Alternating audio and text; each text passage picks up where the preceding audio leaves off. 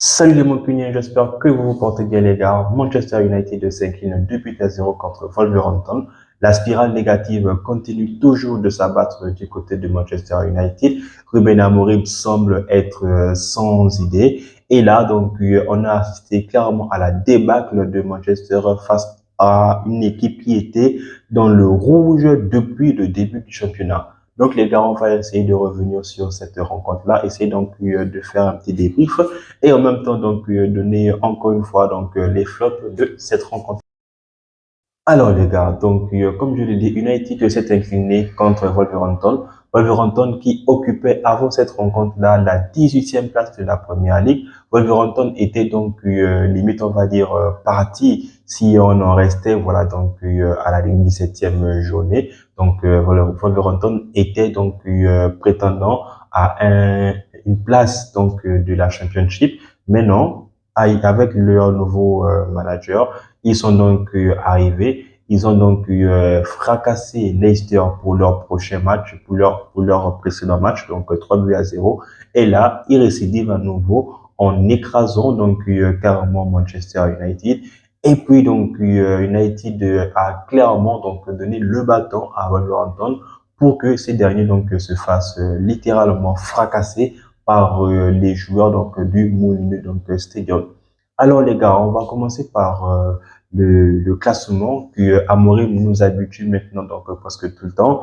Comme il a si bien dit, parce que tout le monde pense ainsi, même si on sait que d'une part, la raison pour laquelle il fait tourner son effectif, c'est pour voir aussi ses joueurs, même si pour lui, sa raison, c'est pour ne pas qu'il y ait autant de blessés, parce qu'il souhaite récupérer le maximum des joueurs. Dans les buts, les gars, avec son 3-4-3, mythique du côté du Sporting qu'il a fait grâce. Dans les buts, on peut retrouver Onana.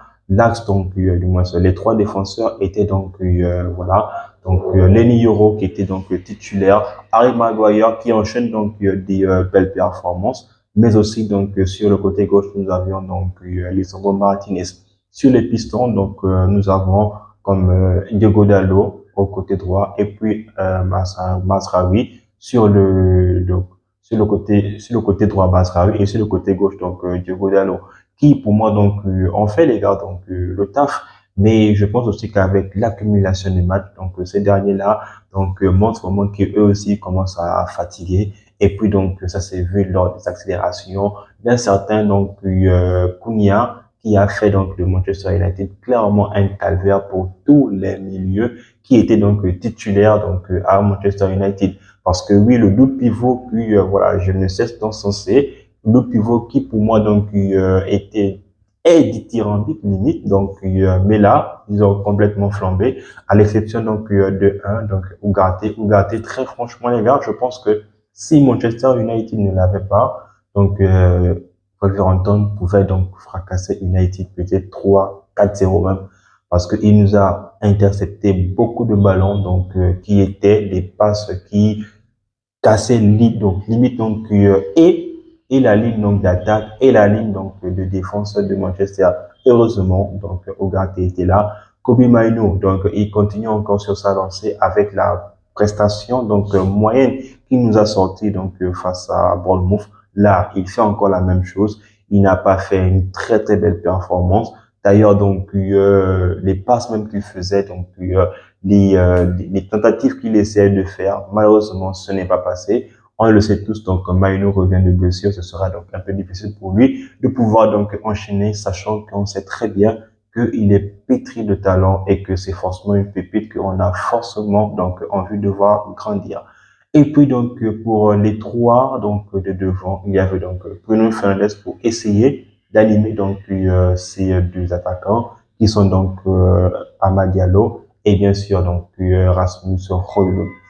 Eh bien les gars, eh bien le match de Wolverhampton contre Manchester United, très franchement, pour ceux-là qui étaient devant leurs écrans en train de regarder ce match-là, je pense que tout le monde s'est ennuyé en première mi-temps parce que ce sont deux équipes qui étaient blessées, sachant qu'il y a une équipe qui est blessée depuis maintenant 2013. Aujourd'hui, là, même les pansements qu'on croit être fermés, on a l'impression que les blessures là sont encore fraîches et que les pansements ne font rien. c'est comme si, voilà, donc, on essayait vraiment, donc, de cacher, donc, un énorme trou, donc, voilà, dans un mur. Et après, on met juste un contreplaqué et après, donc, on repeint, juste pour montrer que là, voilà, donc, on a réussi à réparer le mal. Or, ce n'est pas le cas à Manchester United. Depuis donc 2013, donc les mauvaises performances, donc les entraîneurs ne font que s'enchaîner. Malheureusement, donc il n'y a pas de résultat donc concluant et c'est vraiment, mais alors là les gars, vraiment difficile pour un coach de pouvoir s'en sortir parce que tous les coachs donc réclament du temps à Manchester United, mais malheureusement encore une fois le temps leur est imparti parce que plus ils ne gagnent pas, moins le temps donc joue contre eux. Et c'est clairement donc ce qui s'est passé pour tous les prédécesseurs de Manchester United. Amorim ne fera pas donc l'exception. Lui-même aussi, il le sait. Encore une fois, je ne cesserai donc de le répéter. Le temps qu'il aura à Manchester United, ce sont donc les matchs qu'il va enchaîner pour pouvoir donc faire des belles prestations. Parce que, comme je le dis, United donc a réussi à avoir une seule action, donc du moins plus ou moins, on va dire, voilà donc abouti. C'est la frappe donc de Dalo, une frappe donc où United a combiné donc avec presque tous les joueurs et pour terminer donc Bruno Fernandes qui a adressé donc une très belle passe pour voilà donc essayer de se frayer un chemin de tir. Mais bon, ça n'a pas marché. Donc un Portugais pour faire la passe à un autre Portugais qui a donc essayé de frapper. Un autre Portugais s'est interposé. José Sa, un très très bon gardien aussi. Donc depuis que lui, il est du côté donc de Wolverhampton. Mais les gars, comme je l'ai dit, il y avait un gars qui avait décidé clairement de prendre le jeu à son compte du côté donc de Wolverhampton. C'est bien donc Cunha, le Brésilien. Les gars, 25 ans, très franchement, je pense que c'est un joueur sur qui il faudrait donc miser. Donc il y a Arsenal, il y a donc Newcastle et il y a même donc Liverpool qui sont donc sur lui. Et c'est un joueur qui vraiment commence à prendre donc la maturité, mais aussi de l'expérience donc du côté de la première ligue. La façon dont il a mangé tous nos milieux, c'est vraiment incroyable. Que ce soit donc Amad Diallo, que ce soit donc Ugarte, que ce soit Maïnou ou même encore Bruno Fernandes, les gars, il s'est carrément amusé avec tous nos milieux. Les défenseurs, je n'en parle même pas parce qu'il s'est vraiment joué de 1 000 euros, donc il a payé les frais parce que oui, la première donc intervention que celui-ci s'est donné avec Euro donc a écopé d'un carton jaune. Pareil donc pour Maïnou, pareil donc pour Bruno Fernandes. Ah, les gars, et Bruno Fernandes qui est encore une fois passé à côté de son match, les gars. Pour un capitaine, donc, c'était vraiment, donc, désolant de voir ça. Bruno Fernandes, donc, dès l'entame, donc, de la période, on pouvait sentir, donc, un Bruno Fernandes assez, donc, crispé, assez, donc, passionné, on va dire passionné de lui-même, donc, comme on a l'habitude de voir ce Bruno Fernandes là. Mais là, les gars, donc, ça ne s'est pas fait, donc, comme on le souhaitait tous. Parce que, quand tout attente, les gars, donc en seconde période, Manchester United donc voilà donc retrouve donc le stade voilà avec même donc les bonnes ambitions, mais Bruno Fernandes n'étant pas dans un bon jour, voilà donc il commet une seconde faute contre son compatriote donc Semedo. Et puis, bah, les gars, le pire arrive, second carton jaune, et puis là, c'est un carton rouge. Il laisse donc son équipe qui était déjà en difficulté lorsqu'il était sur le terrain.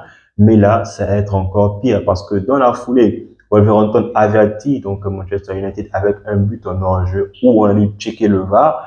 Et là, donc, le but n'a pas été validé. Mais bon, comme on le sait tous, sur les 3 derniers matchs de Manchester United, United a encaissé au moins un but sur coup de pied arrêté. Ce match contre Wolverhampton n'était pas donc l'exception.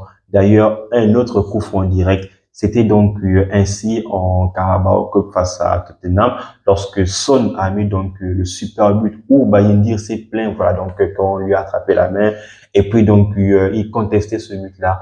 Là, c'était Onana qui était certes donc encerclé par des joueurs donc de Wolverhampton, mais donc il pouvait non seulement s'imposer parce que je pense que dans la surface de réparation, donc celui qui est donc la priorité, c'est le gardien. Il doit montrer effectivement que celui qui est dans sa maison, c'est dans son territoire. Donc il n'y a pas eu donc une agressivité du côté donc de Onana et même aussi donc ses partenaires n'ont pas suivi pour essayer donc de gêner aussi les joueurs de Wolverhampton.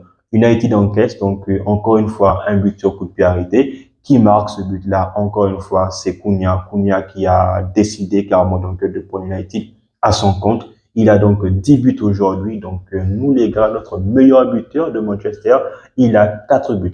C'est donc Bruno Fernandes, donc notre capitaine déchu de cette rencontre-là, et bien sûr donc Marcus Rashford. Et donc les gars, franchement, déjà que Manchester United ne marque pas, force est de constater aujourd'hui que cela ne va clairement pas donc pour Manchester United. Donc United est mené à Amorim, donc ce qui est bien, c'est parce que c'est un coach lui qui lui il est du action-réaction. Tu donnes un coup, un jab, lui il répond donc avec deux jabs. Et voilà donc c'est ce qui s'est fait. Il a donc décidé de faire sortir donc Højlund qui voilà donc à chaque fois était toujours battu par un certain donc Totti, un Portugais, Totti Gomez, les gars. Donc lui là, donc il a arrêté tous nos attaquants, les gars. Même Ahmad aujourd'hui donc n'était pas vraiment dans un grand jour, malheureusement. Donc les performances qui nous a donc habitués, on commence aussi à le cerner et puis donc ça commence à devenir vraiment plus difficile pour lui pour pouvoir donc se frayer le chemin ici et là afin de trouver donc la meilleure des solutions. Donc Højlund sort, bien évidemment donc Kobe Mainoo sort et aussi donc Manuel Ugarte pour faire donc rentrer Casemiro, Eriksen et bien sûr donc Joshua Zirkzee. Malheureusement donc leurs entrées n'ont pas réussi donc à faire cas. Amad Diallo a fini par sortir parce que lui aussi il était donc inoffensif lors de cette rencontre-là tellement il était bouché. Garnacho est rentré. Garnacho aussi n'a pas apporté donc une once donc de vivacité comme il avait l'habitude de le faire en son temps avec Erik ten Hag. Anthony, c'est le seul joueur donc qui est rentré. C'est lui donc qui a essayé donc de donner un peu plus de percussion. Mais là, malgré ça, donc rien ne s'est fait. Alors que Manchester United est en train donc de pousser pour essayer au moins donc d'arracher le match nul. Mais non, bah voilà, United était donc exposé. À force de constater aujourd'hui les gars que en s'exposant, United était donc capable, était donc en capacité d'encaisser donc un second but. Donc encore une fois les gars, perte de balle donc de Garnacho, contre-attaque menée par qui encore une fois Cunha. Cunha donc qui a servi parfaitement donc le Sud-Coréen Wong si je ne me trompe pas, qui a marqué le second but. Onana donc ne pouvait rien faire. Lui aussi les gars, donc encore une fois, je désespère voilà donc avec Onana parce que lui les gars, très franchement, ça devient vraiment compliqué donc de supporter non seulement Manchester United mais aussi donc de savoir que voilà donc la poisse est clairement en train donc de s'acharner peut-être même donc sur le club là, donc l'un des meilleurs clubs donc de l'Angleterre. Et aujourd'hui, donc c'est un club qui est clairement à la perdition. Donc les gars, pour terminer cette vidéo, comme je le dis, donc on fera cette vidéo là avec donc des flops. Et comme flop numéro un, bah c'est simple les gars, je mettrai donc Bruno Fernandes parce que en tant que capitaine, tu ne dois pas te permettre de prendre un carton rouge, sachant bien que tu sais très bien la difficulté que vous avez pendant cette rencontre-là. En première mi-temps, il ne s'est pas montré influent et la seconde mi-temps, c'était encore cataclysmique. Donc, Bruno Fernandes, c'est le numéro un, donc des flops.